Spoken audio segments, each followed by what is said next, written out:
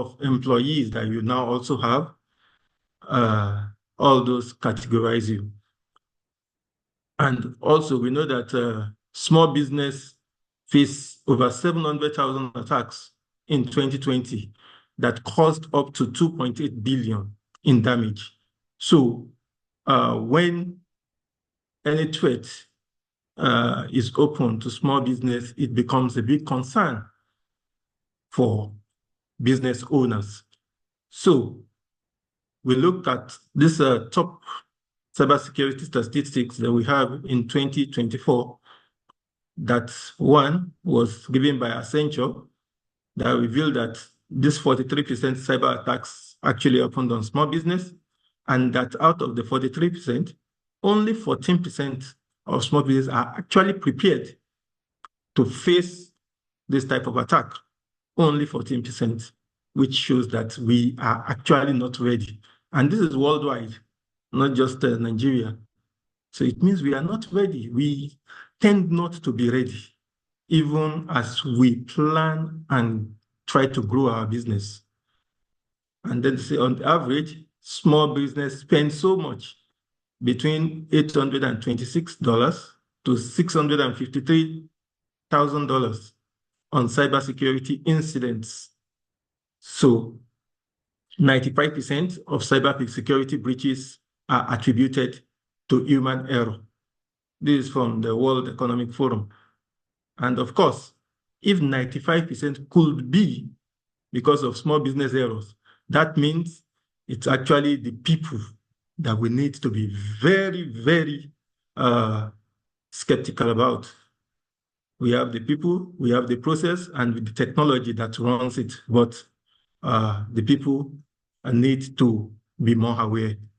Then there's a projection that in the next 25 years, that we'll see an increase of 15% in cyber cost that will make it reach up to 10.5 trillion by 2025. This is eye-opening, and it is something that we need to look at. But before we go so much into this, I want to also clarify to us that there are things that we don't take cognizance of when we are planning to even start our business, which is very important for us to look into. The GRC concept of this business ethics, it's supposed to be the foundation for all our activities as a business owner. Because when you are going into a business, the plan should be there in the first instance.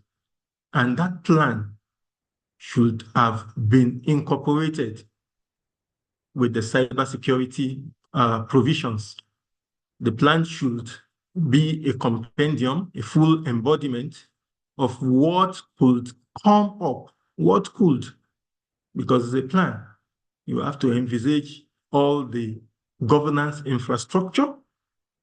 Your corporate governance should be superb. The policy that is developed for the growth and nurturing of the business should be well articulated, because it is needed. And these are the things you refer to when action or activities or events comes up that are unplanned for. So your corporate governance structure should be top-notch. Your risk management should also be in place. You should have a risk management architecture that deals with any conceivable or inconceivable activities, because you know these are things that could come up. It's not as if it's already there, but you should phantom it. Look at your environment, your business environment, and be able to come up with all the risk that could happen and how you mitigate it. Then you look at the compliance aspect of your business. That is government interactions, the provisions and the activities or acts of the government that you also need to follow. Because in this, there are things that gives you minimum standards government would actually have come up with a number of standards, whether it's in relation to your corporate governance, in relation to your risk management, but you also need to be assured that these are minimum. You need to now develop a standard for your organization that will make you propel to the future. So these standards are very essential. They are your reference point when things happen, and you need to be clear with them. So you set a clear objective, defining the goals and the expectation of your GRC implementation. You conduct risk assessment regularly to identify the risks that your business is open to, identify the risk, assess those risks, and also put in mitigants so that they don't affect your business. And then you continue to monitor to see whether there are new risks that are coming up. So this, I believe, should be the foundational. When you are coming up with a business plan, this should be looked at, this should be looked into, and it should form your bedrock before even going into the business. So we'll look at the overview of small business cyber attacks. Know that small business make for ideal targets for malicious actors. This is because small business need more financial investment, time, and awareness to employ security measures. Top small business cybersecurity studies reveal that only 14%, just as we mentioned, faces this cyber attack. And it can be challenging for any small business to be able to cope. So, and just as our host mentioned initially, we tend not to be very focused because we feel the business is not so strong or it's not so large. It's not a big one. But these things are things that we need to put in place to even make the business grow, so that by the time we are heading to where we want to be, the structure is already there. It just becomes something we need to review so that it also complies with where we are. So, what is cybersecurity? Cybersecurity refers to the practice, the technology, and the process designed to protect digital information, computer systems, and electronic data from unauthorized access, use, disclosure, disruption, modification, or destruction. The whole of cybersecurity will encompass one, the network security, that is protecting the network which we work on, the application security, our secure of the softwares and the applications that we run our businesses on, and make sure that they are not vulnerable. Then we look at data security, our data that we make available to the world. How secure are they? Then we also look at endpoint security, those that we provide services for, protection of individual devices from malwares and attacks. We need to be sure that they are protected. Then we'll also identify an assets management. That is, we need to be able to control all the user access and authentication that give access to our infrastructures. Then we look at the incident responses. Our incident response will be guided by the policy relating to all these incidents as they appear. Then finally, security awareness. This is very paramount because all those that are working with us need to be cyber aware. They need to know the process. They need to know what to handle and how to handle them so that they will be protected when issue of cyber security or any threat comes up. And just as we mentioned initially, it is not about the technology. It's not about those platforms that we use, but rather it's more of the training and the education of the users, the practitioners that are in the system that makes us to be more vulnerable to cyber attacks. Because when we now look at this, what are the risks? In full combination, we need to look at the risk that the business is open to. And, as they say, risk is the effect of uncertainty on the objective. The objective of the business is, well, generally to make profit. But of course, objective of the business is to deliver service or a product. Anything that would deter that objective from being achieved, we need to look at it as a risk. And anything might also propel the business. It can be an opportunity from the risk because, as we know, the effect, this risk thing is a deviation from the expected. So we can actually have an unexpected growth based on something we did, which will actually be positive, and that will become an opportunity for us to grow our business. But also, it can be negative that will hinder the growth of our business, which now becomes a threat. And that is the one we are looking at today.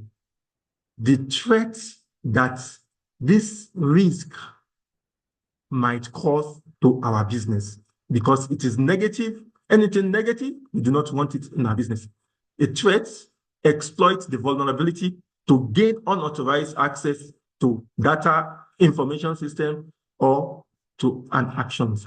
So we will need to look at the threats because we don't want it to eat into a vulnerability. Systems generally are prone to being vulnerable one way or the other. And that is why we have to continuously be monitoring the vulnerable aspects of all our systems, checking on the flaws or the weaknesses that is observed so that we will be able to patch this vulnerability before it is exploited. So all these are things that we need to have a framework for and be able to implement so that we will be able to guide our business from cyber threats. Going forward, we want to look at what have constituted the biggest threat for cybersecurity in 2024. And when I was looking at this, I observed that the biggest of them are like 5 out of so many, because when we mention them, there are a number of threats that have been available. But one, we look at the companies that have man-in-the-middle threat. This man-in-the-middle threat is a case of you connecting to somebody or conversing or making a transaction with someone, but without you knowing that there's another person that is eavesdropping on your conversation. Yeah? The person knows what you're discussing about, and could repackage himself to now manipulate you because he has intercepted the message that is going on between yourself and the other correspondents. So he is able to now sell you a dummy. This threat always comes when an hacker gains access to personal or sensitive data and manipulates that message.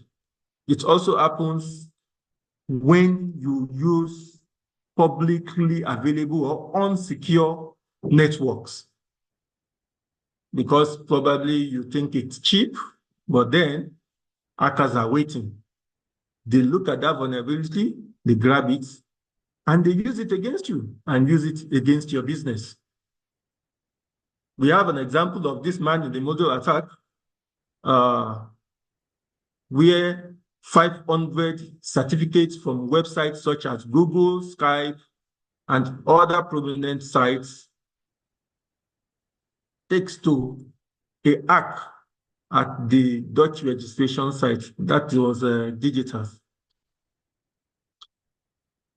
By using this certificate, the attacker is able to impersonate a trustworthy website in an MITM attack and stole the user's data by tricking them into providing their credentials on a mirrored website, because he's been able to replicate the website of the other party.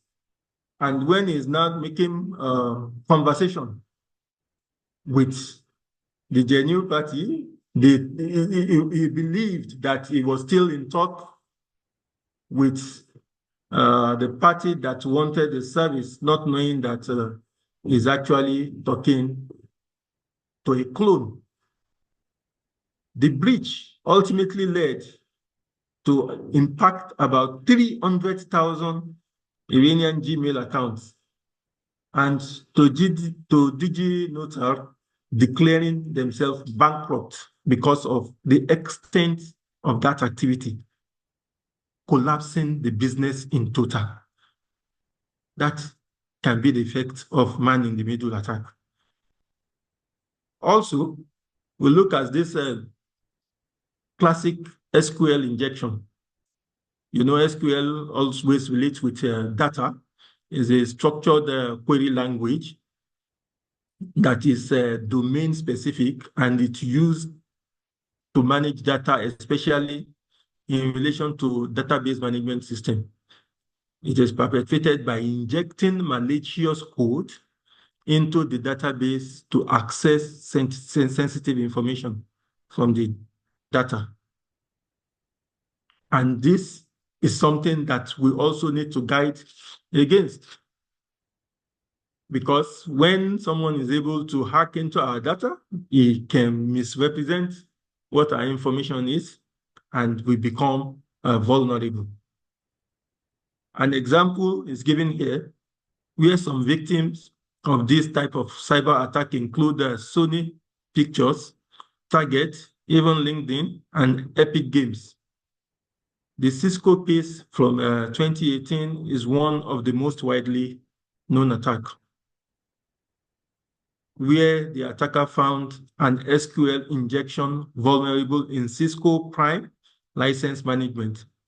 And with this, the attacker was able to get shell access to the system where the license management was deployed.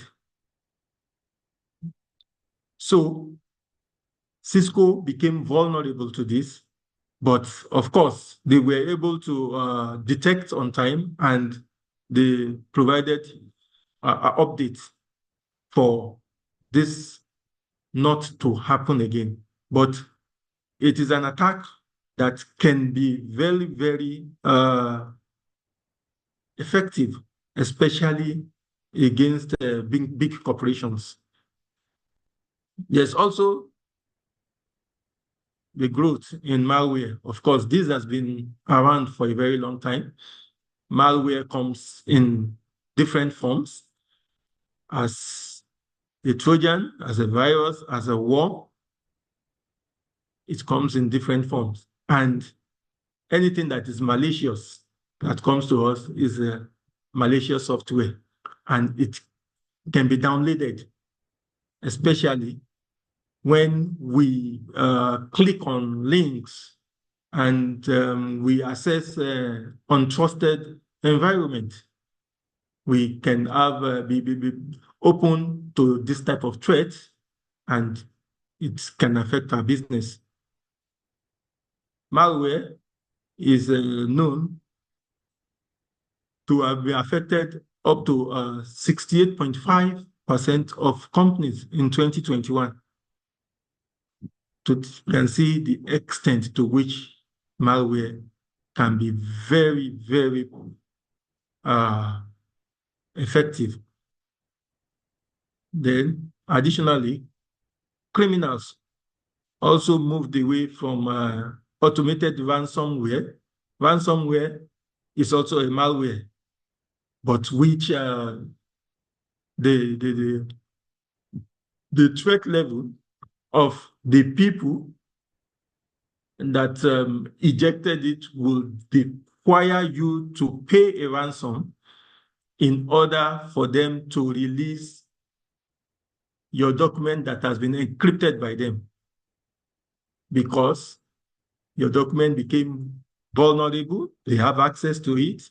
They were able to encrypt your data, and they demand for ransom. So ransomware is also a type of malware, but we are very prone to it. And it is something that has grown so much. Even in Nigeria, we have instances of it. And this will continue as much as we continue using different forms. You increase in the new use of extortion technique that are coming up. And because people are desperate in trying to gain access to data, gain access to information of organizations, where organization will know that publishing this information will make them very vulnerable. It makes them insecure. It makes the confidentiality relating to them to be exhaustive. So they try to guide against it being released by paying ransom for this malware. It is not a good example at all, but we see the trajectory over the years that malware attack is on the rise, and it continues being on the rise. This is a projection of up to 2021. In 2018, it was 58% of all attacks, growing to 56, growing to 62, and 68 in 2021. And the projection shows that it is one of the most famous attacks, and the losses that comes from it has been very great, estimated at up to $4 billion. So we also look at another attack that we are very prone to at this age, that is phishing. Phishing is a form of social engineering in which an attacker sends a false message intended to trick the person into giving up personal information or installing harmful software on the victim's infrastructure. It is very related to business email compromise, because it is being sent majorly by business email. Sometimes it comes as SMS, and sometimes it can take other forms of correspondences. What is important is that the person is trying to do some social engineering, wanting to get information about it. An example is given here with Ubiquity Network, that unfortunately suffered a phishing attack in 2015 that cost the business up to $47 million of loss. the attacker authorized the company's chief accounting officer to make a series of transfers to finalize a secret acquisition, where the hacker will pose as the company CEO and attorney, and the request of 14 wire payments were made over a period of 17 days to accounts in Poland, Hungary, China, and Russia. But the company was only aware of the issue after it received a warning from FBI that its Hong Kong bank accounts may have been compromised. And that is when the company now sat up and looked at their security infrastructures and were able to detect this. But that was until after losing $46.7 million, which is roughly 10% of the total company's cash. Can see to what extent this type of attacks can bring. Again. Pardon me, sir. Yes, Pardon me ma'am. for interrupting you, sir. The president of Internet Society Nigeria chapter is here, and he has another engagement. So I just wanted to give a speech for like 5 minutes, a remark for like 5 minutes, sir, before we continue. Oh. Pardon me. Okay. Yes, sir. My president is welcome. Okay, sir. Sir. And also, I must say that the president of Internet Society Nigerian chapter is also my mentor. So, all right. Thank you very much, Posi. And first of all, let me appreciate our speakers. And to start with, I will appreciate Mr. Sahid Adedokun, who I actually met, dealing with the issue at stake. So we appreciate you. Thank you very much. And I know that the participants have actually gained a lot from your insights. And of course, I also want to appreciate Ms. Chinerem Nweke, and the last but not the least, Ms. Naomi Ekuafo. Thank you very much for making this a wonderful occasion. Having said that, I want to make one or two comments about Oluwaposi Fashino. So you see, when the iStock YCNG coalition, assigned that to me as a mentee, I was like, okay, fine, let's start this and let's see how far we can go.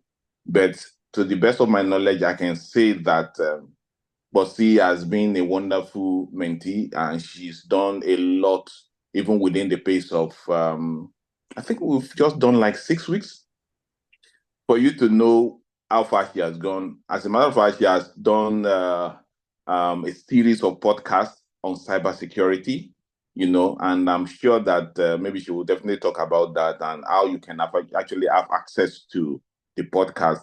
And I bet you will want to learn more when you listen to that. And apart from that, let me just tell you one of the secret projects she's involved in. I know that she's writing a book. I'm not too sure if she has told you guys about that, but I know she's writing a book, and that book, I'm just waiting for that book to be launched so that I can grab a copy. So she's been doing a lot, and she's a hard worker. And for me, I think this program is actually coming at a very good time. Why am I saying that? I'm saying that because, the issue of cybersecurity has become a very big issue now. As a matter of fact, it's a big deal. Why? Now you will all know, you will not agree with me that we are talking about 5G.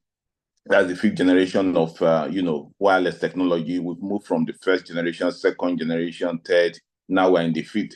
And what that means is that, the internet has become more ubiquitous. I mean, we have mobile internet. We use internet for everything. And that implies that so many people are now on the internet. And what does that portend? What that means is that we are now exposed to more cyber attacks on the internet. And that is the reason why I said that this program is very timely and it's coming at a very good time, because one thing we cannot shy away from is the fact that once you are on the internet, you are exposed to all these cyber attacks, as highlighted by Mr. Sahid Adedokun. The issue of malicious software, I think, is something that we encounter every day. And the one that is even very common, nowadays you talk about people hacking your, your WhatsApp, and I'm sure that some of us may have learned that you need to do two-form factor authentication so that you can protect your WhatsApp from hackers. So that's some of the things we need to be aware of, because the truth of the matter is that we're even getting more and more and even deeper and deeper into the cyberspace. And the more we get into it, the more we are exposed to all these issues. And that is why we need to talk about it.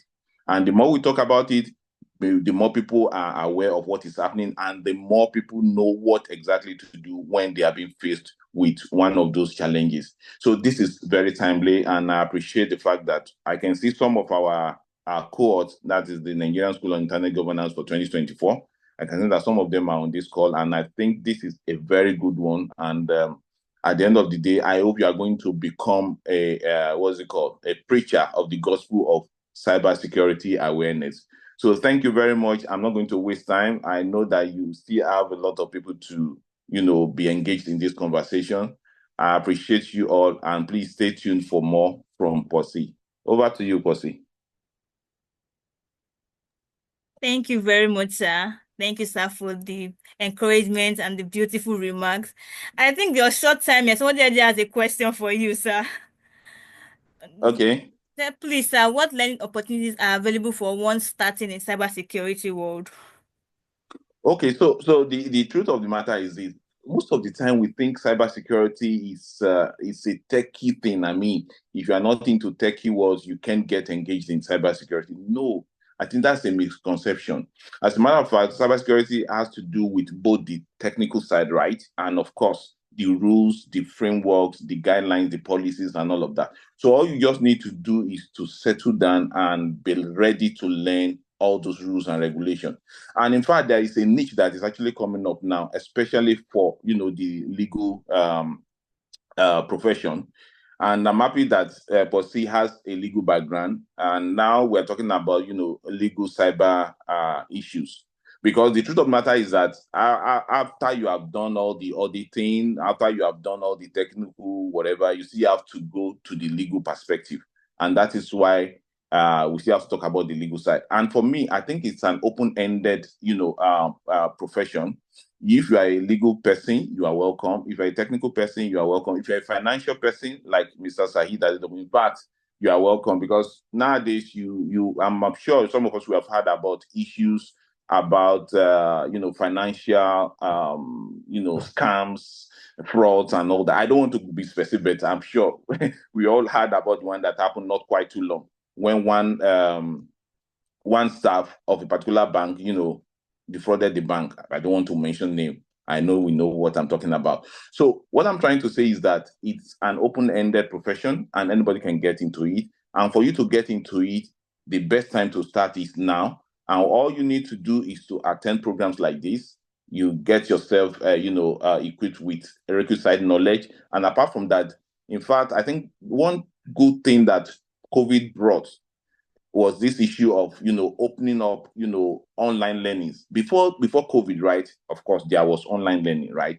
But we were not doing so much on online learning. We all believe, it has to be physical. But with the COVID now, we now believe, we can do a lot of things in the cyberspace. And if you go online, you see a lot of courses that you can actually enrolled and get enrolled in, and take them.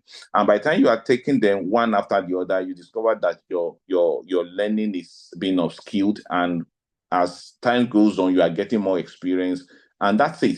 So it's not a one-stop shop that, okay, once you have a degree in it and that's it, because it is a very dynamic field, right? So you need to get yourself up to date. The way you can get yourself up to date is to get yourself, equipped with all these e-learning programs, attend a lot of courses, relate with people that are actually in that field, relate with experts, try to listen to podcasts like the one that Posse, moderated.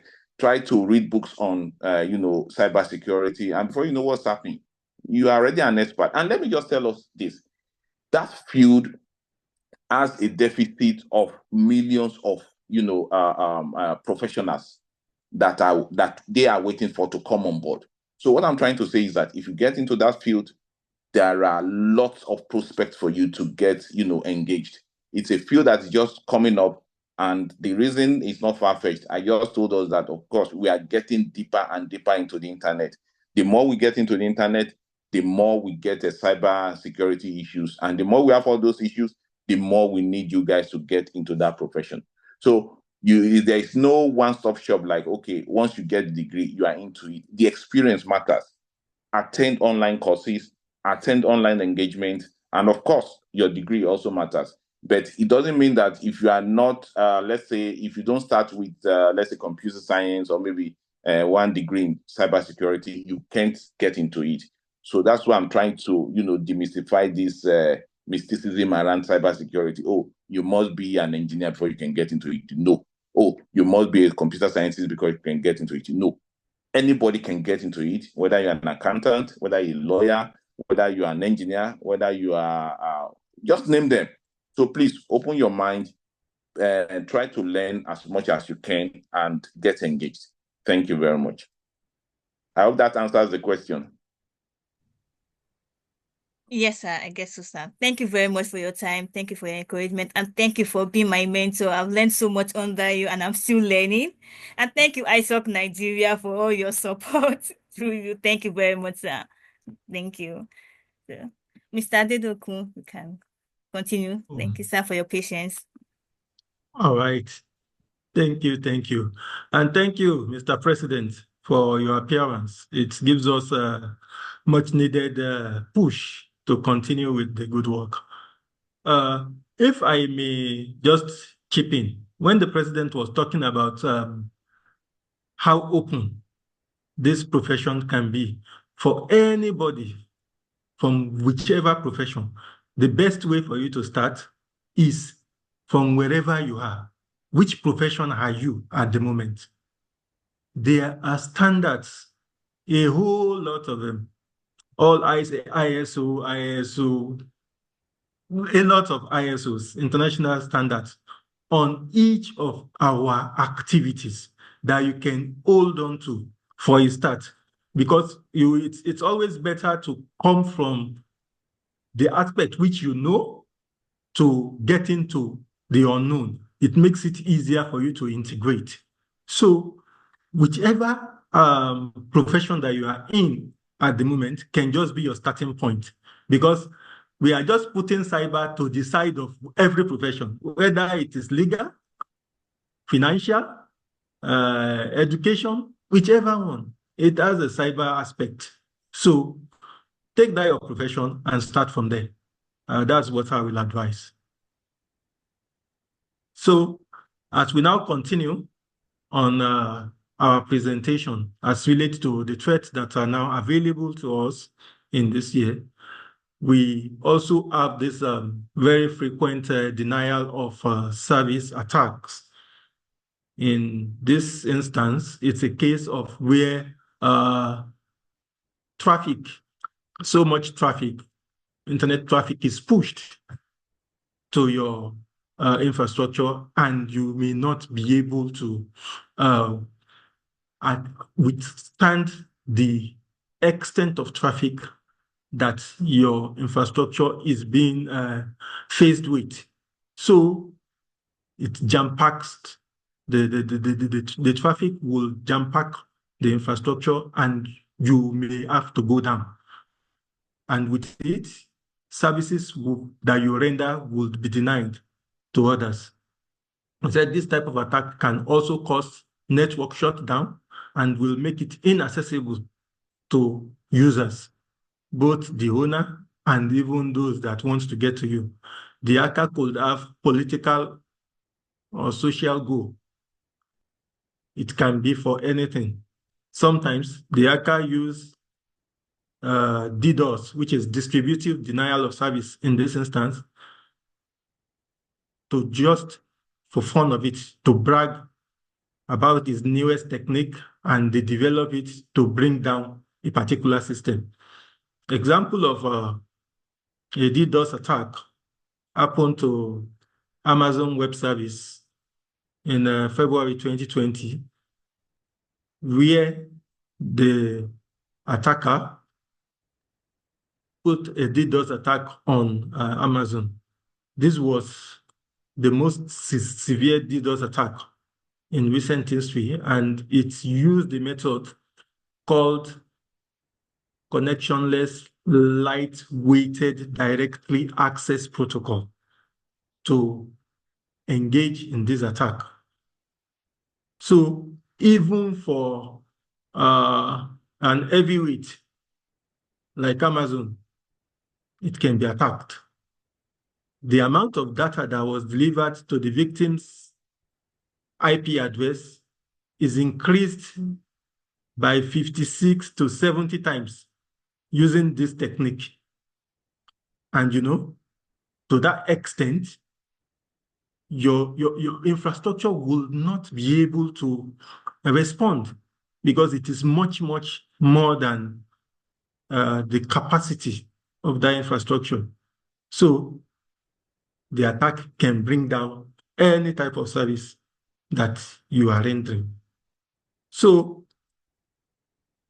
when we look at what this is, we'll now look at what are the new ones that we are projecting that will come, especially in the not so near future.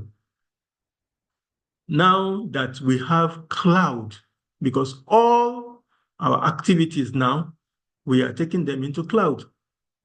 Cloud as service, cloud for even apparatus that we use, the infrastructure in the cloud. All we need now is maybe just the computer. Then every act of services and infrastructure and applications and everything we need are now in the cloud. And we are seeing some that are even doing ransomware as a service. In this instance, they sell it. They develop a ransomware and make it available as a service. And this shows that even in Nigeria, we have operational disruption that could come from this type of service. And it is envisaged that in 2023, business will face, 2024 and going forward, business will face more ransomware as a service trade, especially from actors from Russia, from Ukraine, and those eastern part of Europe.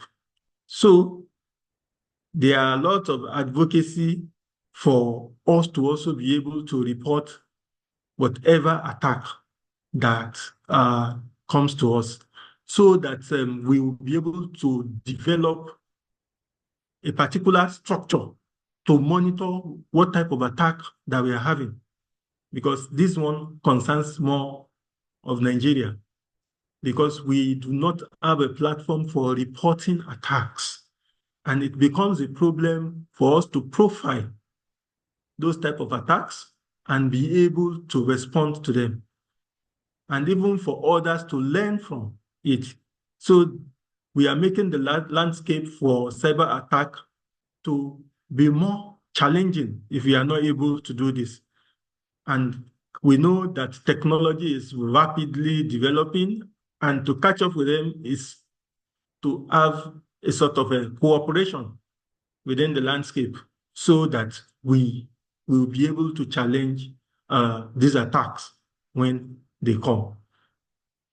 Another one that is brewing is all these artificial intelligence generated cyber attacks, because everything now has its part of artificial intelligence attached to it, whether it's through the malware that has been talked about, AI as the powered malware, self-generating and propagating, involving malware that even when you tend to do a type of detection, it evades the detection because of the type of programming that it has to change its form to another thing.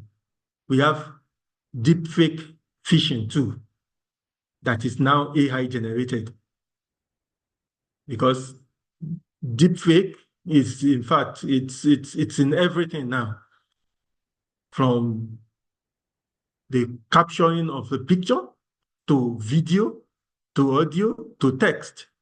They social engineer the attack and makes it look so much real to the extent that even those that knows us for sure falls for it. So that is another one in developing, and it is AI generated. Then AI-driven spear phishing, two, personalized and targeted phishing. That because they've learned about you using machine learning language, they've learned about what you do, they've learned about your processes online, so they can easily reconfigure and make it adaptable to what you do.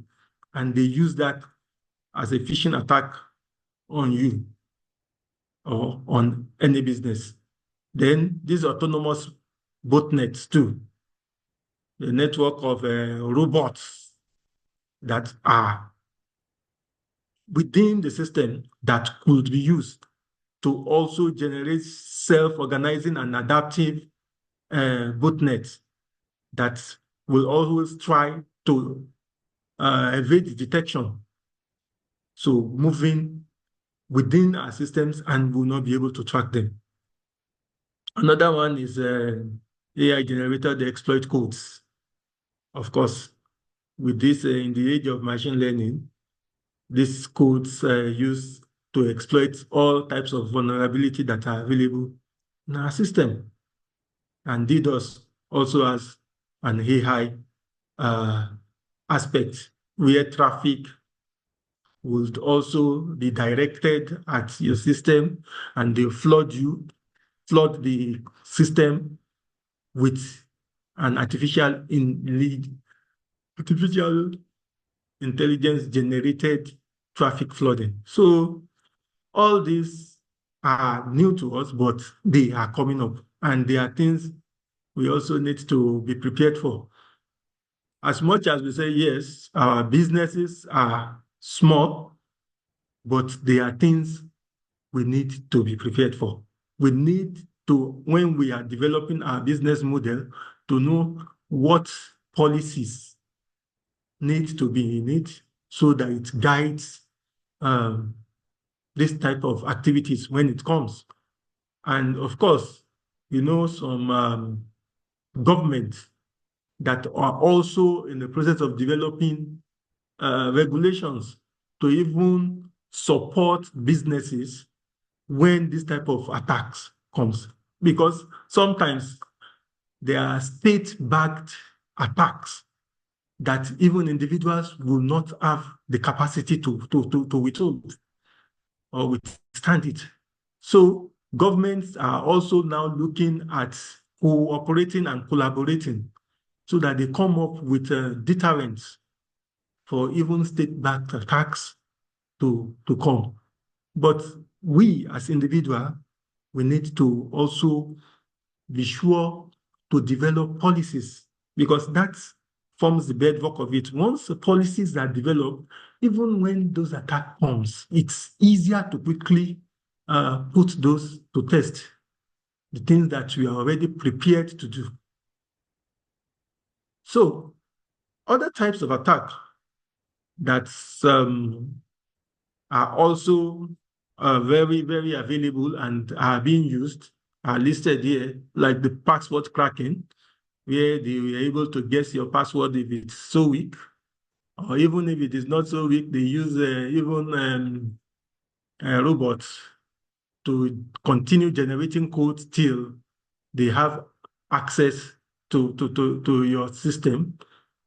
So the password cracking is there.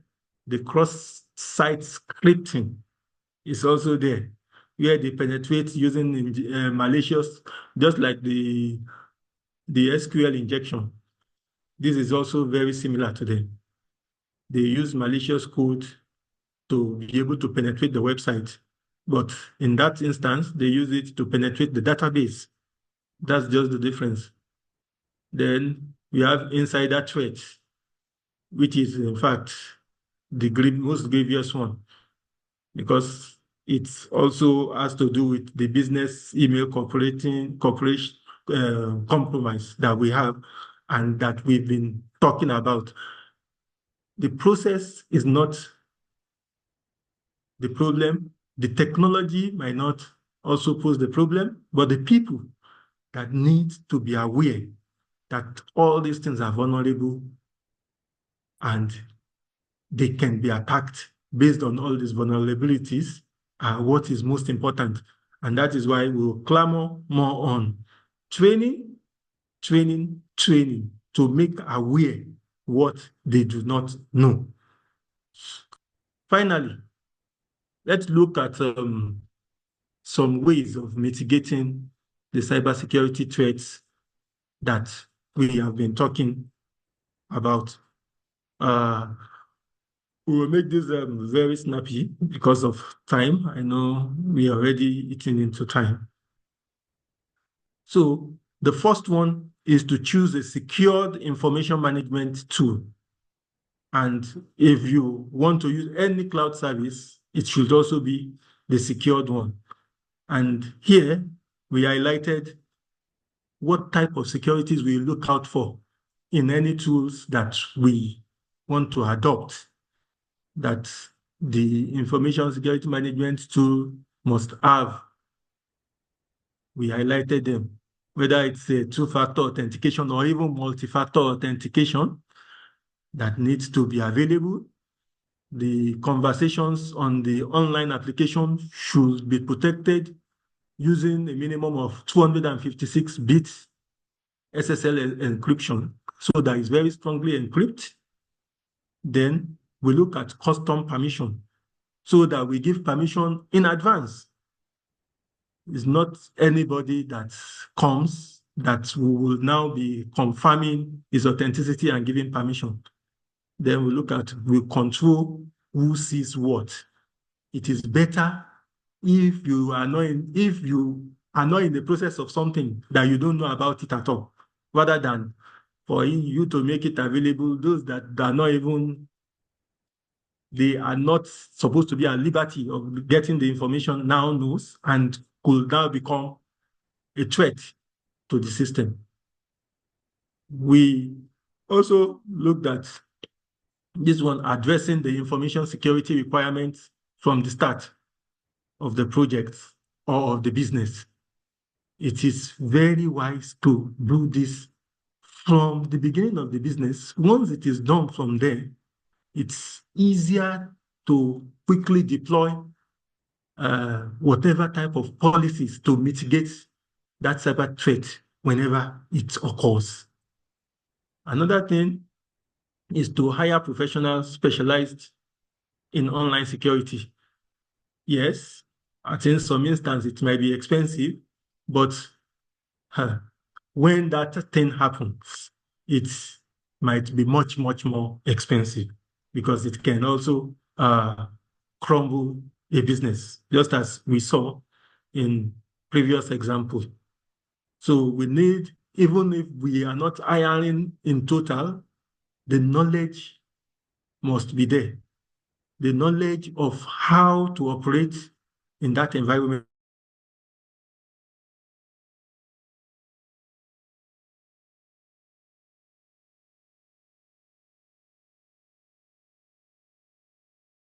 Are maybe looking out for us.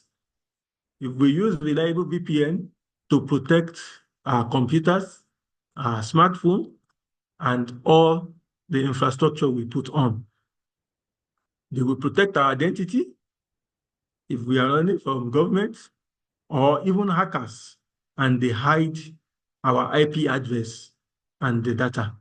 The VPN also protects hackers from spying on our online activities. So, because they are already even confused, they do not know what we are doing, so they might be less interested in us. Then we will also use secure third-party vendor. It is very important that we assure that the vendors we are using are secured. Then we choose reliable source for all our activities. We make sure we stick to known and trusted sources. we remember always that if anything seems too good to be true, then we should be put on our guard. We shouldn't do it, or we do a thorough check before going forward. Again, we need to always choose reliable sources in all our activities. Then we should introduce cybersecurity testing, especially when in the process of developing any software or application. We should do a multiple test so that the implementation of cybersecurity testing and thorough checking of every connection between the IT system and the internet is secured well enough to the extent that all weak points are identified and we put structure in place to make sure that the identified weak points are secured before we update all these weak points that we call vulnerabilities. Then we must also implement passwords that are strong enough, and we will use a good password management system, because it is also very important that our passwords are secure and we always update it. We don't tend to implement a particular password and we let it be forever. We have to continually change the password to become more difficult to guess when at least we have 10 characters in them. Some proposes 8. Then we blend it with numbers and symbols, and even with upper and lower cases character. So we make our password to be strong. These are easier to easily adopt and implement so that we get authentication before anybody accesses our system. And lastly, update our softwares regularly. Regular updates of our software is important so that as software developers found out that there are ways to make the software stronger, or notices that there are vulnerabilities that becomes available based on technology advancement, they bring out updates and they patch all these vulnerabilities. So it is only through our updating the software that we'll be able to get back these activities. So it is important that we do that always.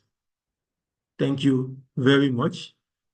In conclusion, I will list what we need to do, as it is very, very, it's a big threat now for networks, for government, for SMEs to be on the net, but yet it gives the most advantageous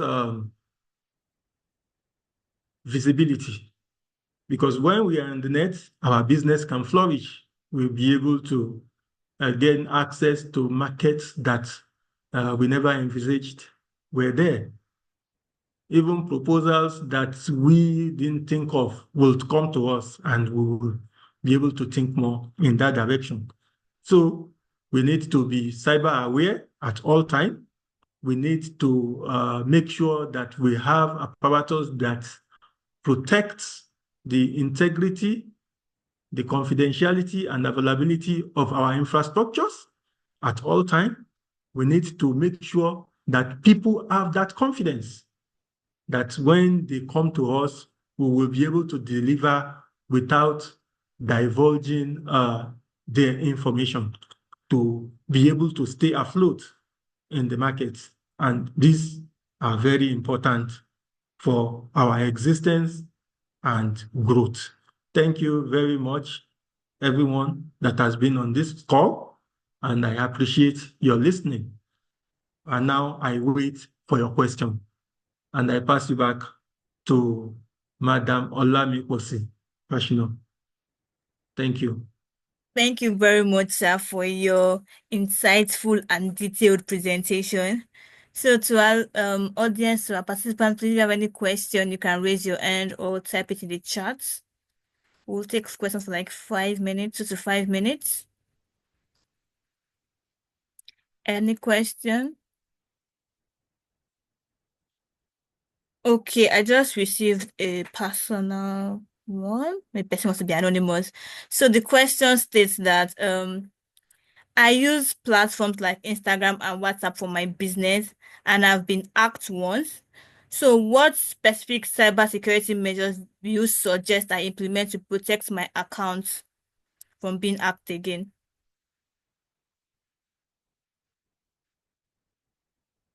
That's a very good one. Thank you for that question. And I think even the president, when he was mentioning some things that we could do, mentioned one or two things that we can do, especially for our Facebook, Instagram, or WhatsApp platform. These are personal, and I know all these platforms, they grant multi-factor authentication as part of what they provide for us. It is very important that we use this, whether two-factor or multi-factor, to protect ourselves, to protect our accounts so that it is not hijacked. This is the very simple platform that is easily available to us that we can use. In all honesty, if we also have to be on VPN when we are transacting our businesses, we can also be on VPN so that it disguises who is transacting and nobody would be interested or will want to be interested in us when they don't know what or who is there, and our traffic is disguised. So these two are things you can easily adopt and could guide your business from cyber threats. Thank you. Thank you very much, sir. Thank you, sir. So thank you for the presentation. So without wasting much time, we'll move on to the second presenter. Let me share my screen.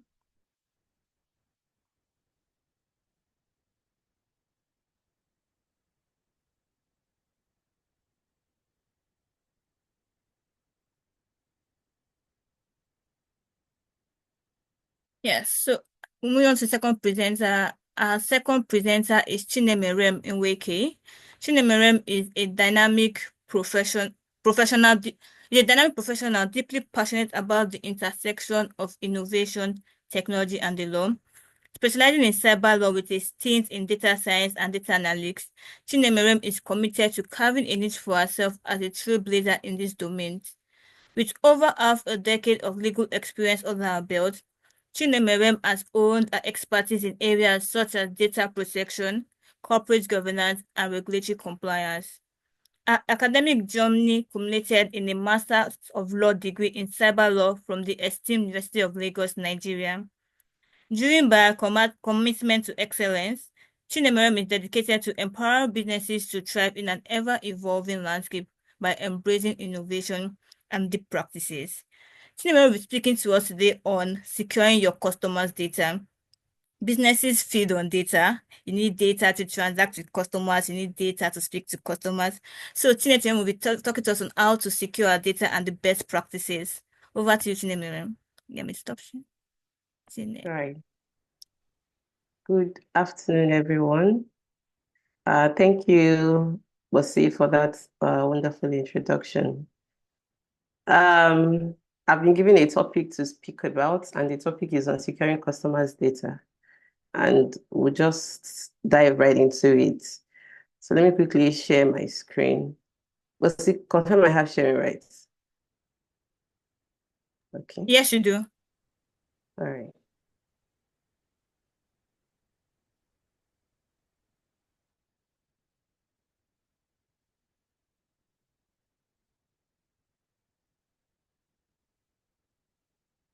Just a minute, please.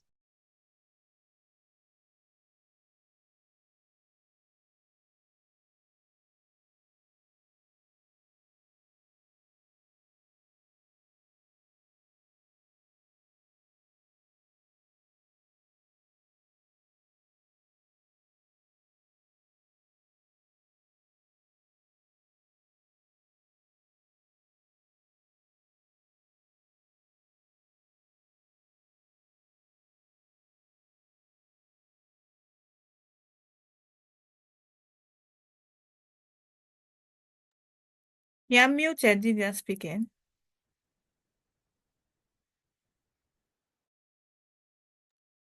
Hello, Bossy. Let me quickly drop the link with you while I start, so you can share it from your end. Let me just quickly Okay, drop that's it for fine. you. All right.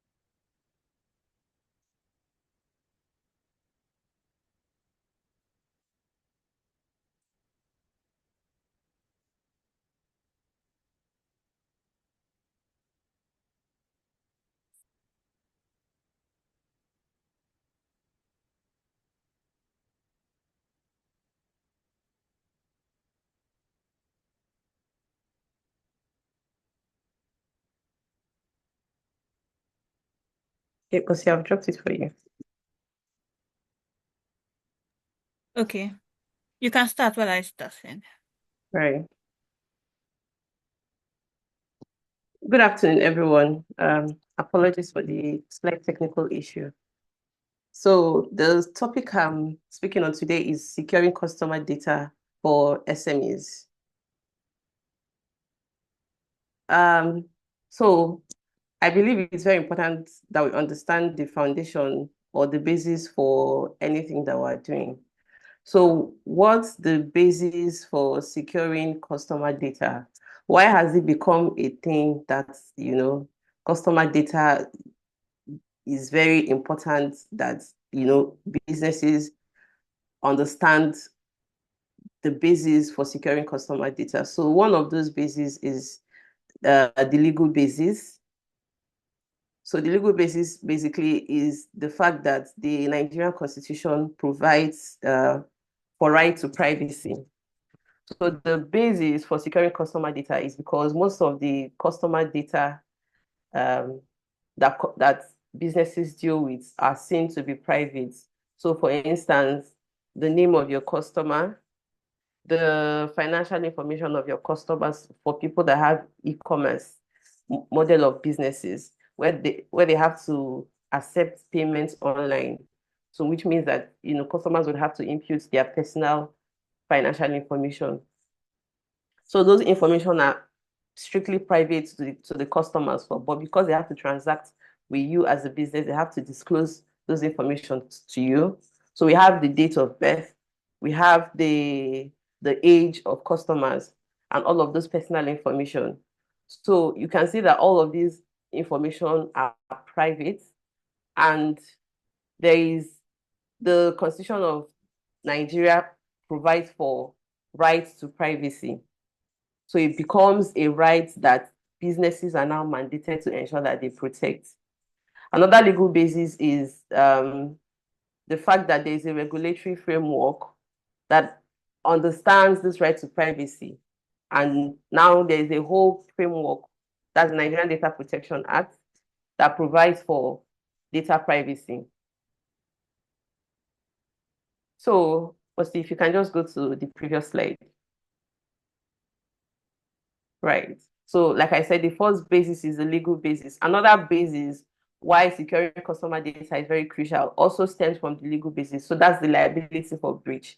So you find out that if we have listened to the news of recent, we would have seen from time to time where, you know, the NDPC, that's Nigerian Data Protection Commission, would find different organizations for data breaches. So recently, Fidelity Bank was in the news for data breach.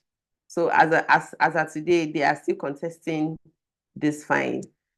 Nigerian Data Protection Commission fined Fidelity Bank around 500 million naira, you know, for simply exposing the data of one of their customers, you know.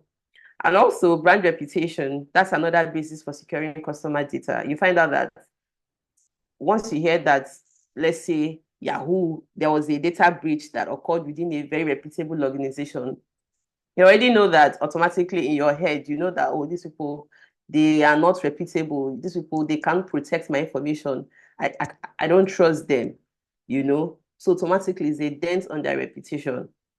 Another basis is the impact of data breaches on victims. So imagine where your customers' information that you hold was hacked or released to the public, information that are very personal to them, that if not for the fact that, you know, they are transacting business with you, you wouldn't have come in contact with them. Imagine, you know, what happens to those victims where they begin to see their financial information. Maybe a hacker comes in, is able to hack into your system, and then use your customer's personal data for whatever purpose that most times would bring harm to your victims. So we can see that there are very contingent basis why businesses are mandated, you know, both legally and ethically, to ensure that the customer data that they have is properly secure. So we move on to the next slide. So the next slide speaks on data privacy and data versus data security. So we know these words gets thrown around from time to time: data privacy, data security. Now, are they the same thing, or are they different, you know, in their own rights? So generally, they are not the same, but they are interwoven. They overlap, you know, from time to time. Somehow, there's no way you can talk about data privacy without talking about data security. Data privacy is simply how you deal with your customers' data to ensure that the privacy is maintained. While data security is down the infrastructure that you place around the data that you have to ensure that the data maintains its confidentiality, integrity, and availability. I know that the last speaker kind of went through that. So there are different terms, but you cannot talk about one without talking about the other. So we quickly move to the next slide that speaks on the data privacy best practices. So the good thing about data privacy obligations for businesses in Nigeria is the fact that we have a legal framework that speaks on that. So if you want to know how you should protect your customer data, you can just simply refer to the Nigerian Data Protection Act. That's the principal legislation that provides for data privacy in Nigeria. You simply refer to it. So the best practices are provided for in the NDPA. So summary of what it provides for, it provides that fundamentally, the way you collect customers' data, it provides for how you should collect customers' data. It provides for how you should use customer data. It provides for how you should share customer data. So for instance, you need to share it to other people that helps you. Maybe there are some parts of your business process that you outsource. It provides for how you should share your customer data to those your service providers. It also provides for how you should retain your customer data, and also outlines the rights that your customer has, as far as you are collecting their data, they have certain rights that you are mandated to ensure that you protect. So generally, what is the summary on best practices for ensuring data privacy as provided for by NDPA? Number one is the fact that the reason why you should collect your customer data, it should be for a lawful reason, and that reason must be known to your customer. So if you say that you provide a certain, so let's say you are an e-commerce site, so for that reason you sell certain goods on your website or on your app, and because of that, your customer will need to provide their names, their financial information. It simply says, oh, fine, that's a commercial necessity. They need to provide this for them to be able to transact or do those businesses on your site. That's a lawful purpose. You should not now, in collecting those data to provide this service to your customer, now maybe begin to sell your customer data to third parties. At this point, it's no longer a lawful purpose. And most times, lawful purpose also include the fact that if you say that you're collecting it because your customers need to purchase a certain good on your website, and they give consent to that, you can't use it for something else that they have not consented to. So all of this is what purpose limitation talks about. Then on proportionality, it says do not collect data that is unnecessary. So for instance, if you don't sell anything on your website, I don't see any reason why you should want to collect your customers' financial information. It's not necessary. So you only collect the data that you really, really need for you to be able to provide the services that you do to your customer.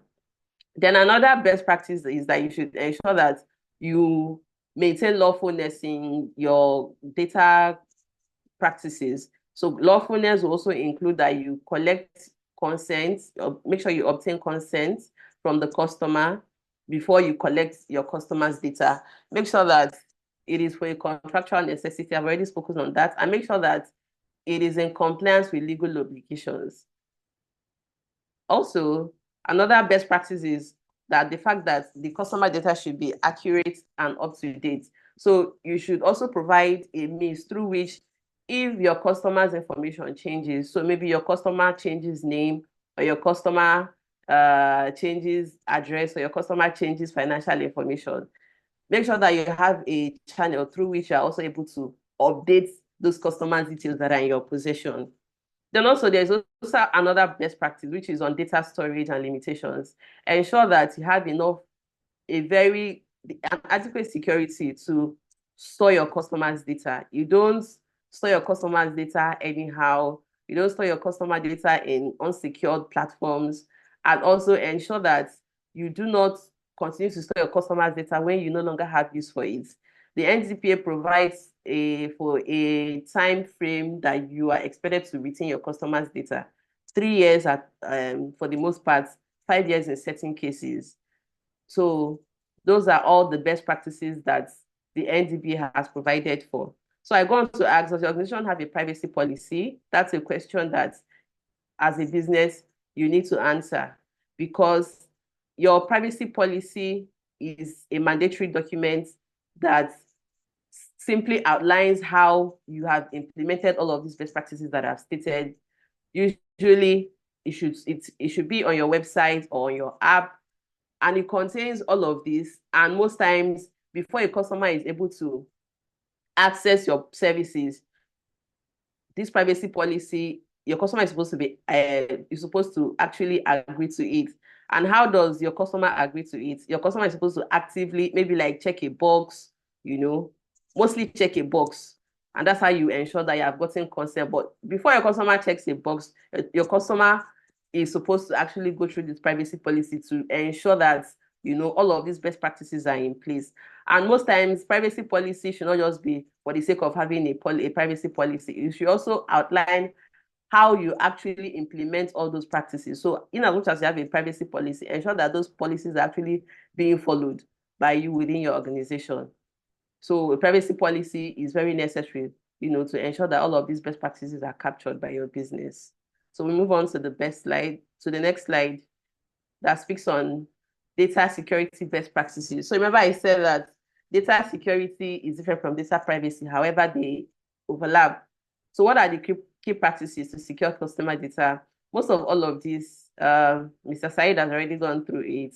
So talking about encryption of sensitive data, both in transit and at rest, using strong password policies. So for instance, if you have a website or an app wherein customers have to enter to make purchases, maybe you have a loan app where customers will come and take anything that means a customer will need to put in their information, personal information, you should ensure that those platforms have strong password policies. So strong password policies, fortunately, most platforms already have this in place, whereby you have to have maybe a customer would have to have like a capital letter, a small letter, a number, mixture of words and numbers and symbols, to ensure that someone does not easily manipulate the customer's data, or someone is not able to easily gain access, to a customer's data.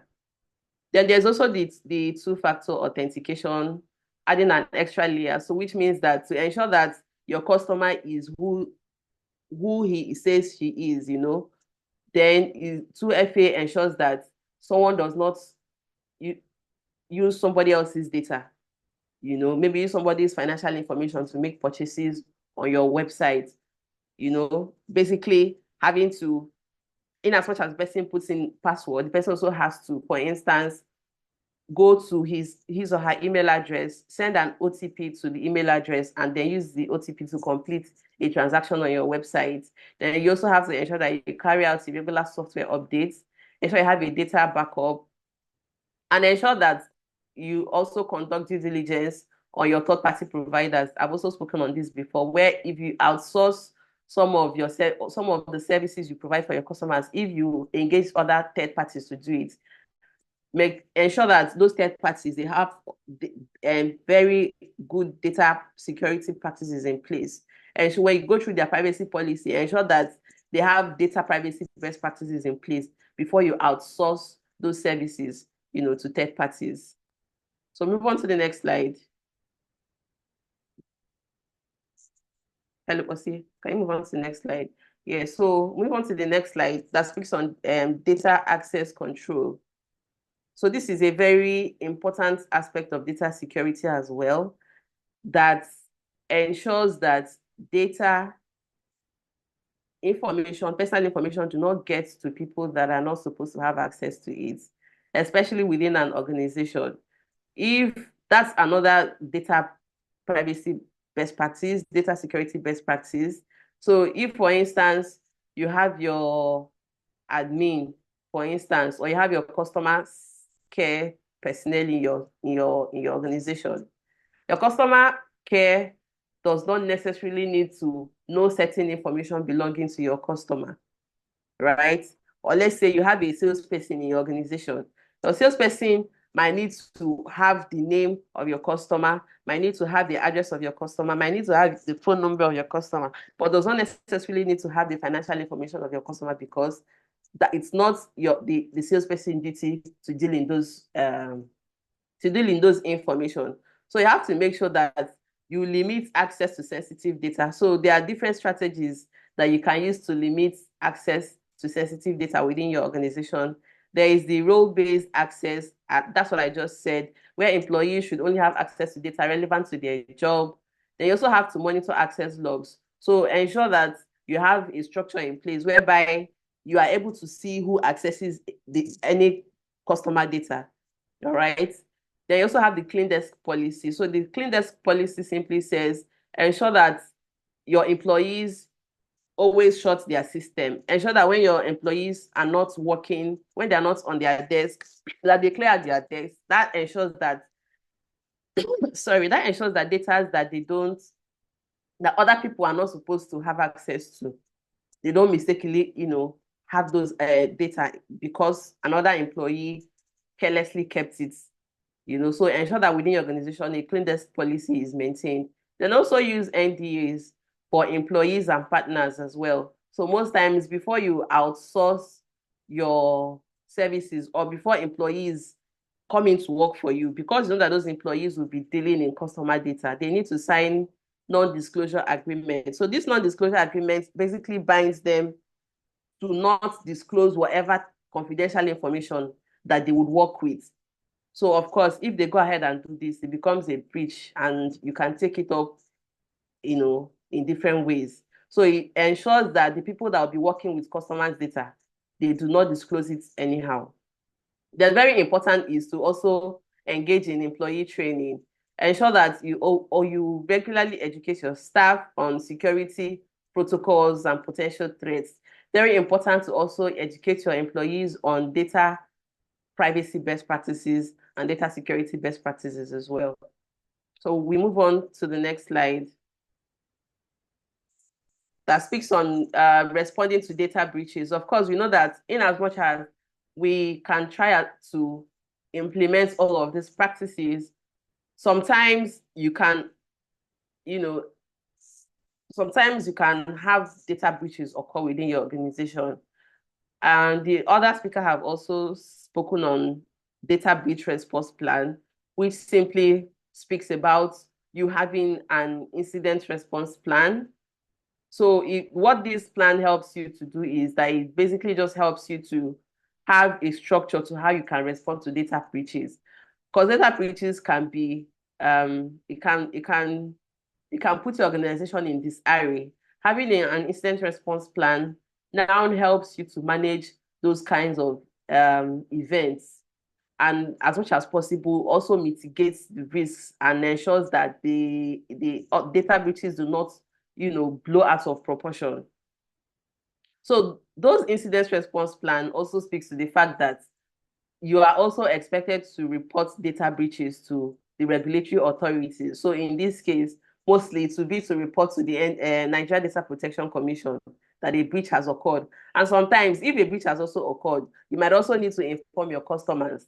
So if you don't, informing your customers allows the impact of that breach to not be so much, because if a customer is aware that there has been a breach, maybe a hacker has accessed their financial information, it allows that customer to take certain steps to mitigate the impact of that breach. So maybe he will now have to call his bank to block his credit card, or he will now have to change his password, or he will now have to put additional security, So breach notification is essential. And then you have to also mitigation, stop the breach, assess the damage, and then learn from the incidents to enhance security protocols, So all of this incident response plan allows you to mitigate the impact and also learn from what has happened and prepare yourself, for in the future. You understand what happens, and it tells you how to put extra securities in place to make sure that those kinds of breaches do not occur in the future. So we move on to the next slide. So that's it, basically. What are the key takeaways? In concluding, I would say it's very important that we prioritize data security to protect your customers and business, because it has become increasingly important.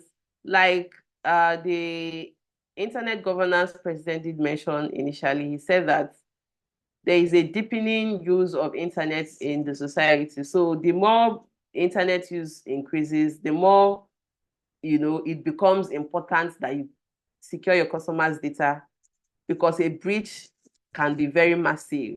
So it's very important that businesses prioritize data security and also implement simple, cost-effective security measures, and then try as much as possible to stay compliant with relevant data protection laws, because what staying compliant means that you have already implemented all of these best practices, and you will not be an easy prey to data breach. So thank you very much. And if there are questions, I would be very happy to answer them. I'll see over to you. Yeah, hello? Hello? Yeah, I can hear you. Good afternoon. Thanks for the presentation. I am Barry Ibrahim. I'm joining from Sierra Leone. I just want to ask a question with regarding the presentation that you said, right? So so for example, for you that has a legal background, right? So do you think, as a legal person, that as someone that into the cybersecurity space, do you think is appropriate for companies, right? That tells us that when we want to create our password should be alphanumeric. We should have symbols. We should have letters. We should have upper cases or lower case. The reason why I'm asking is that so in my own view, I think that for them giving a clue that our password should be alphanumeric symbols and letters, whoever want to hack, whoever want to have access to, that person already has a clue that if I create a password that has one letter, one number, one symbol. So don't you think that those companies has given so much information out there? So I just want to to know. Right. Okay. I would say that it will be easier for whoever, whether is internally or maybe a hacker somewhere, to guess what your password is. If you say, oh, don't use alphanumeric, don't use capital, I feel like those measures are put in place because they want to encourage you to make better password choices. Because alphanumerics, I mean, if you look at alphanumerical symbols, there are a whole lot of them, you know. If you look at capital letter, if you look at number, there's numbers 1 to number 9, right? You know, capital. So what it basically does is to enhance your security, the security of your password. In my own opinion, it will be harder for someone to hack, to guess your password, if you combine all of those features in your password, than if you don't have to use alphanumeric, just maybe with your surname. I could just easily guess your password, if I don't implement all of those features, than if I were to use alphanumeric. I see whatever alphanumeric, I could use capital letter, wherever, whatever letter it is. It might not even be related. I could use any number. I believe those are just measures that allows you to use a stronger password, to access apps or websites. So in my opinion, I don't think it sells out your information in any way. Thank you. Thank you, Chinemerem. Any other question? Just one more.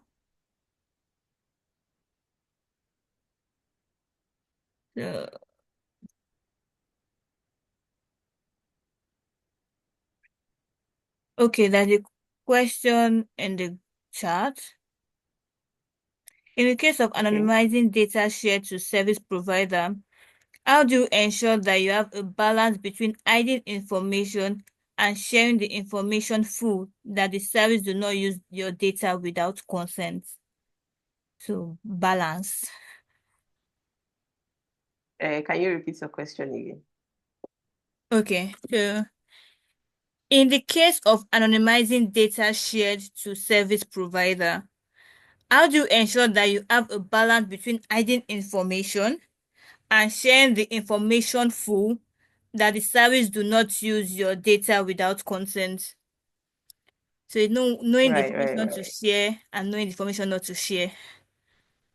Right. So that's the reason why I mentioned before that it's very important that we as a business, if we need to outsource our services to third parties, that you also conduct your due diligence on those service providers to ensure that they also implement data privacy best practices and data security best practices as well. So, I mean, there are professionals that are able to do that, or it could just be simply a case of asking them to share, some of their policies as far as privacy protection is concerned, or some of their policies as far as information security is concerned, and maybe ask the necessary questions, And of course, you would also have to sign an agreement with them.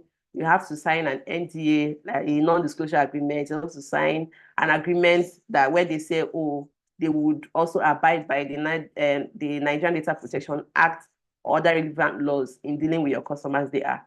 So as much as possible, these are what we are also expected to do, So of course, if a third-party provider, service provider already implements this framework, that means that whatever they are doing with your customer data, they will not do it outside of what the law has provided for. So in short, due diligence is a major way to ensure that your third-party service providers do not misuse your customers' data. Thank you. I hope that answers your question. Thank you. I guess you did, because the person said thank you. So thank you very much, Chinemerem, for your time. Thank you for your presentation. Very insightful. I also learned a lot, and I'm sure many people learned about the NDPA today, Nigerian Data Protection Act. And I don't know if we all noticed something that has been a common trend now between the first speaker and second speaker. Something they've said that is very common now is that your password is important. It's your first line of defense, and back up your data regularly.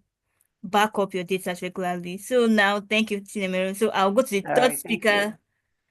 I know we've wasted time, so thank you for your patience. Now, this is last but not the least speaker. Let me read our bio.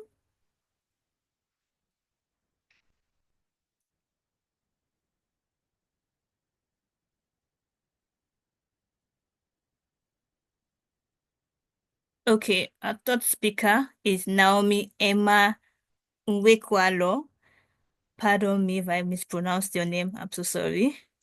Naomi is a cybersecurity analyst and an internet. Sorry, this thing is okay.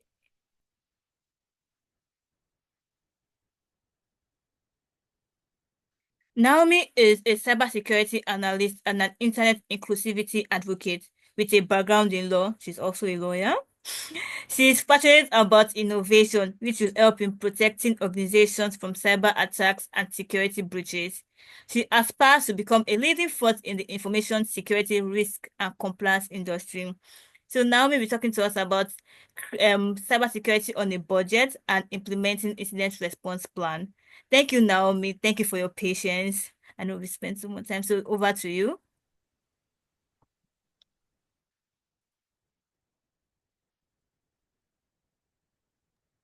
Hi, everyone. Can anyone hear me?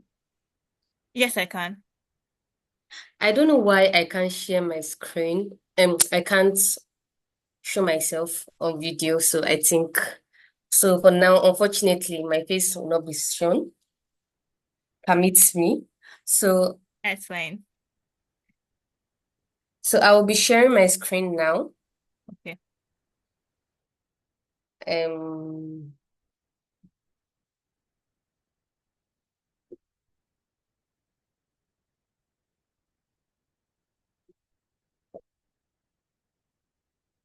Okay, sorry, just give me a minute. Let me share my screen. Okay.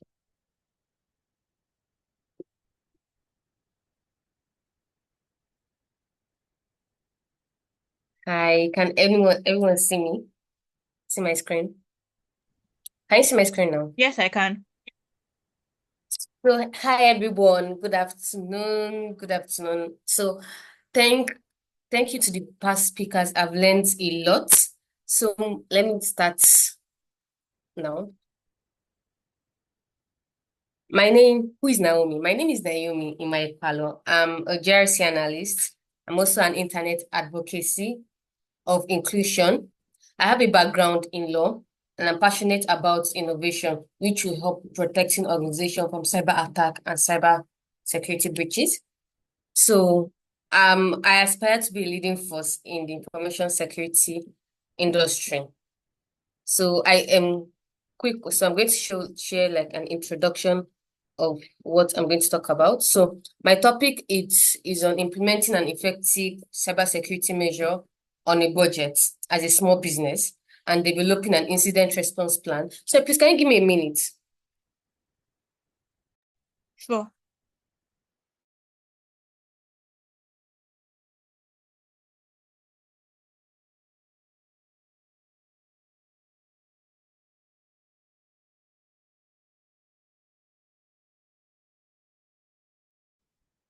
Sorry, I'm back. So, my topic is on implementing an effective cybersecurity measure on a budget and developing an incident response plan as a small business. So, let me share an introduction. So, what we're going to talk about is we're going to have like an icebreaker, why, consequences of cyber attack, cybersecurity, how to draft a cybersecurity measure on a budget, how to develop an incident response plan, and we'll conclude.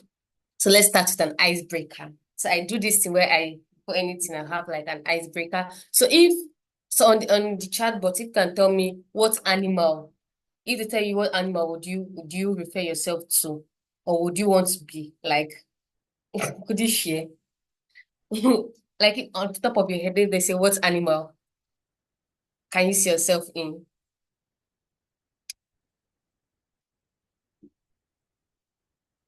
Are there anybody? I can't see like the chat. Okay. Wow, a lion, a jaguar. Wow. Any other person? So an animal I consider myself to be is an ant because they are very small but hardworking. And yes, so they work throughout a certain time and they rest for a while. And they like sweet things. I like sweet things. So yeah. So I think that's be the end of the icebreaker. But yeah, I would love to hear your response. So something I like to consider is when the host shared the topic with me and I was like, small business. I don't see any business. I don't like classifying businesses as small business. I feel like every business should be considered business. The cybersecurity measure you take for a big organization should be taken also as a small organization, whether you sell okrika, whether you sell thrifts on WhatsApp, or you own a startup, or you're the big four. You should also take this cybersecurity measure because cybersecurity is for everyone, regardless of your business organization. So why do we need to build an effective cybersecurity measure as a small business? Right? So there are numerous things. It helps gain customer trust. So imagine if you're a type of company, or maybe even let's just say thrift, that every 5 Eke market day, you're telling us, oh, sorry, my WhatsApp got hacked. Oh, sorry, my WhatsApp got hacked. Customers will not trust you, or your bank account got hacked, or your employee is to steal your money, siphon your money. Customers will not trust you. I would not like to do business with you. I would not like to buy clothes from you or things. I can't gain customers' trust will not be there. It helps protect sensitive data. It helps protect both customer data and your own personal data, like your own intellectual data that you would not like to share with the public, just like Coca-Cola. Nobody till now knows the recipe for Coca-Cola because they guard it wholly and securely.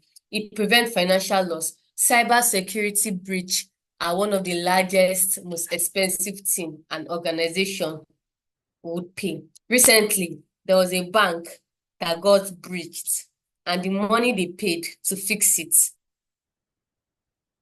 can be used for something else important. So it helps improve the overall operation effectively. So developing a security measure helps improve your overall operation. It helps withstand cyber threats. So constantly there is a lot of cyber stress, especially with the age of AI and new technology are emerging. Now you just hear one new thing. It's hard to keep up sometimes, right? So it's been building a resilient and effective cybersecurity measure as a small business, regardless of if you're a small business or a big business. It helps you withstand cyber threats. So the next one is consequences of negligence of cybersecurity in a business. So I think I've mentioned it. So data breaches is large. It will help is very important. It has diverse effects. It's number one, it loses sensitive information. You will not gain trust, as I said. Data breaches just cost a lot. Financial loss. So everybody is doing business for two things, for profits, always. I don't think there's anybody, even you as a person, as a service, apart from passion for something, another reason why you're in a business or why you're offering your service is because of money, because you need money. You need to earn money. You need to make money. So every time that you neglect your business, right, and you don't implement little cybersecurity measures, it brings about financial losses, because the way you go and, for example, if they hack your WhatsApp, for example, sometimes you have to, or your Instagram, you have to pay money to other people to help recover your account. It also cause reputational damages. People will not trust it. I say customer will not trust you. They'll be like, oh, these people that every AK market day that they are hacking. So operational disruption, as I said, it draws down time, it loses productivity, legal and liability. So in Nigeria, as the past speaker said, Nigeria is governed under the Nigeria Data Protection Act. And if you're offering services to people in Europe, is governed under GRDP, that's the GRDP, right? So if you're hacked every single time, you will pay fine. All these acts provide for fines for data breaches. I don't know if, regardless of if you're a big business or small business, right? If the attack is so bad, you will pay money for it. So competitive advantage. So it's as I said, you lose customers' trust and market share. Nobody will want to do business. Investors will try and run away from your business. So I made a little graph thing to show you the rate of data breaches in small business in the world. All right. So human error, you can see that human error makes up of more than half of it. More than half of the data breaches. Human error, we see ransomware, we see data breach, we see phishing. They are all type of attack these are the most important thing that breaks business, especially, right? So the next one, the one that everybody's waiting for, how to build a cybersecurity framework on a budget, right? So how to build a cybersecurity. Cybersecurity, some people say, okay, why am I small businesses are saying, why am I implementing cybersecurity in my business? Cybersecurity is expensive. Oh, I need to buy this software that is $500. No, you don't need to buy all those things. Are they important to have? Yes. Will they make the process easier? Yes. But then as a business that is starting up or coming up, you don't need to be cyber aware. You don't need to buy all those softwares. You don't need to buy all those softwares to build a good business. First of all, you have to focus, the most important thing, focus on mitigating human error. Humans are the weakest link in an organization because we are sensitive, we have emotions, right? So, because humans, you don't know everything. Just like people in the markets, also, they're also small business. They would think they're clicking link, maybe because of to get grants or something, not knowing it's phishing link. Or your employee will be thinking, oh, they are helping madam to improve the business, not knowing that it's going to cause diverse effects. So how do we do this thing? How do you eradicate this? You have to educate your employee and yourself constantly on being cyber aware. Cultivate a strong password and two-factor authentication. So according to the NIST, right, global practice also, your strong password should not be password and the number. It should be from number one, it should be 12 characters, right? Your password should be 12 characters. It should include small letters, capital letters, numerical figures, and special characters. And it should be complex. It does not matter if your password is long. So if you just do password and put 1, 2, 3, 4, 5 and then that's not a good password. Make your password to be complex. Do not use your personal information as your password or your family personal information or the name of your dog as password, right? And ensure that you implement two-factor authentication in all your devices, from your Instagram to your WhatsApp to your Gmail to your TikTok to your bank account. Two-factor authentication and multi-factor authentication helps to prevent those type of attacks. So because by the time, as I always used to say, nobody is 100% risk-free, but this method will help prevent some things. Just like nobody knows the way how cancer comes. Breaches are like cancer. Sometimes you cannot just escape it, it happens. But then prevention is better than cure. Also, keep your software updated, up to date. If an application pushes a software update, ensure you update the software on as at when due. Ensure your technology is secure and updated. Implement like cost-effective cybersecurity measures, just like password, educate your employees. Make sure there is enough measures for yourself. Regularly back up your data. Back up your data regularly. This is like an important factor. Always make sure you back up your data. Have a drive. I believe Google or most phones have like a backup drive in it. Ensure you always back up, because once you're breached, and maybe, for example, ransomware attack. Let me explain what ransomware is for non-tech people. Ransomware is a cyber attack whereby an attacker, after he hacks you, the attacker tells you to pay money to regain that your data information. More often than not, you know how when you do bad thing when you're small, and then you pay somebody not to tell on you, you continue paying, because the person has your secrets now, and the person can one day decide to expose you, right? So even if you get hacked, when you back up your device, you can decide to let that data go and continue your business process. That's what is called business continuity plan. It's part of your business continuity plan.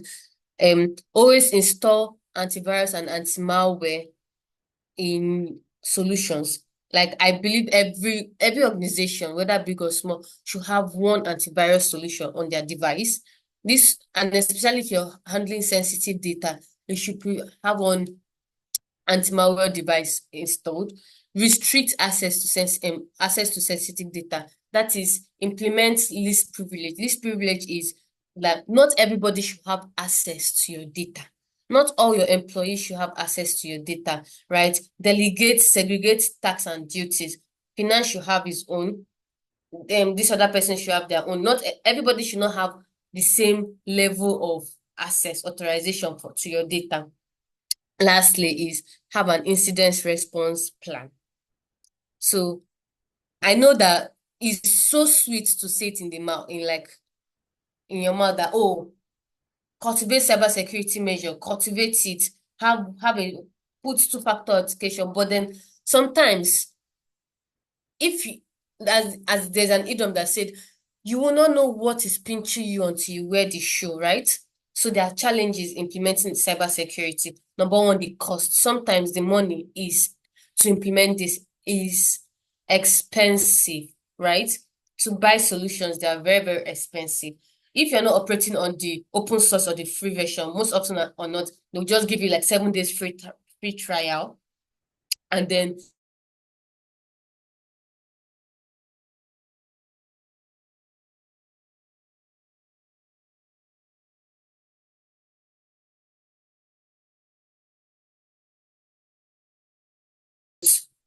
use it. So keeping up with evolving threats, the threat landscape. As I said earlier, every single day, new threats are emerging. It's hard to keep up, especially as you're not a cybersecurity analyst, right? You're not in the field. It's so hard to keep up every single time, right?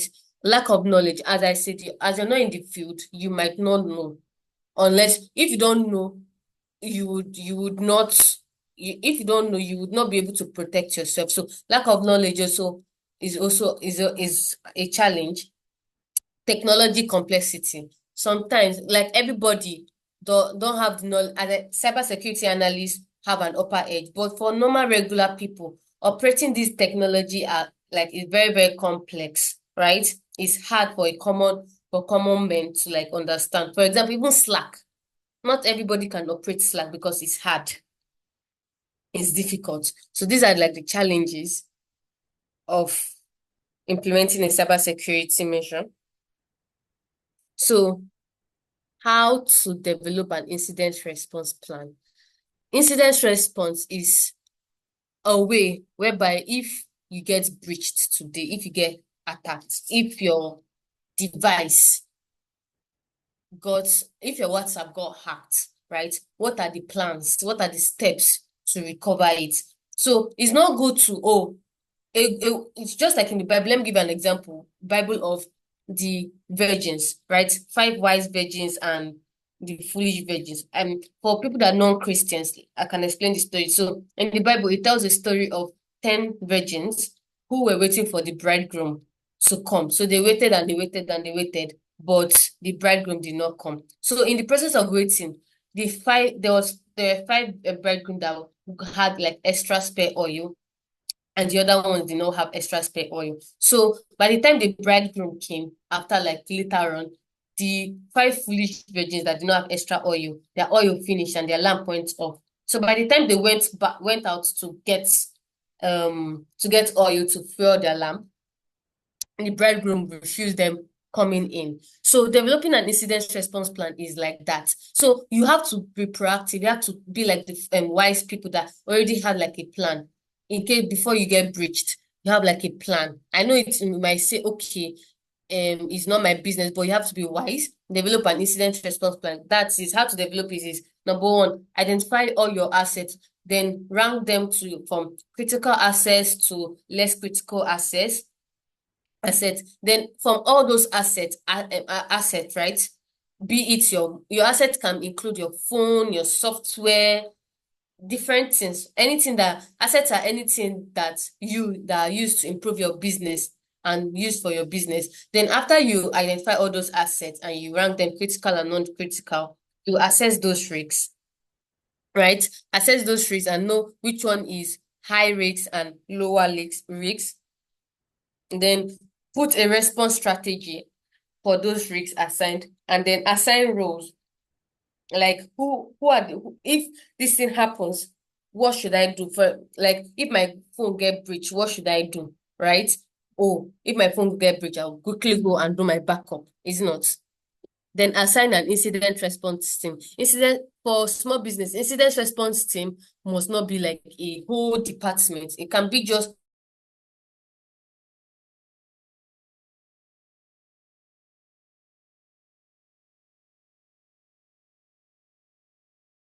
help respond to the incidents. So in a small business, for example, like Okrika, I always give, your incident response team can still be you. So I just know that you have to assign it. Then do a communication plan. So the last speaker spoke about communicating data breaches to all interested parties. So when incidents happen, is wise practice to inform your customers, right? You might say, oh, they might not trust me again. But if I know something bad is happening to you, I'll have empathy, right? And I'll know that, okay, so I'll not text. If anybody with this number text me and tell me, please send me money, I know it's not you, right? So communicate. Develop a recovery procedure and always test it. So whatever you do, like maybe 2-factor or backup, always test it that is working and functioning. So that is in conclusion, cybersecurity is for everyone. I don't believe any business is small business. Every business have to implement cybersecurity measure regardless of their size. And cybersecurity is for everyone, not for one particular team. Where you can find me on LinkedIn, on Twitter, that's X, on my Medium, where I share my blogs on cybersecurity. Thank you very much, and God bless you. Thank you, Naomi. Thank you very much for the presentation. Any question for Naomi? This incident response plan and cybersecurity on the budget is for everyone, no matter the size, no matter the mode of operation, be it WhatsApp, Instagram, X. So any question?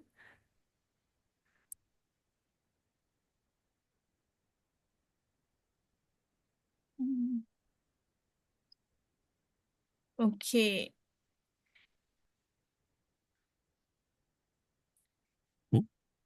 In the absence of no question, let me just ask a question based on maybe can you hear me? Does anyone want to speak? Okay, for one-man businesses like people that run maybe stores or Instagram or services on social media, you're talking about incident response plan, and I'm sure some of them are still thinking like, how do you expect me to write this? Or is it meant to be written or just in my head? So for businesses like that on social media and people that are not technical, must this plan be written? Must it be written down? And also, must they do it? Is it a must? Can their 2FA and password not be sufficient for them? Okay, and you already have Okay, so okay, let me just take another question on the chat. Let me just so you can take everything at once. What can guide us when implementing a response plan? Are there certain factors to look out for? If you can just take everything at once. okay, so I would start with Victory's question. So factors to look out for when implementing like a response plan is, first of all, know your nature of business. Business not every business response incident response plan is the same, because businesses have different natures, right? So know the nature of your business, know your capacity, like your capacity. Also, for her question, for one man business, to develop like an incident response plan. So there are templates there are easy templates that are free online that you can use as a guide in developing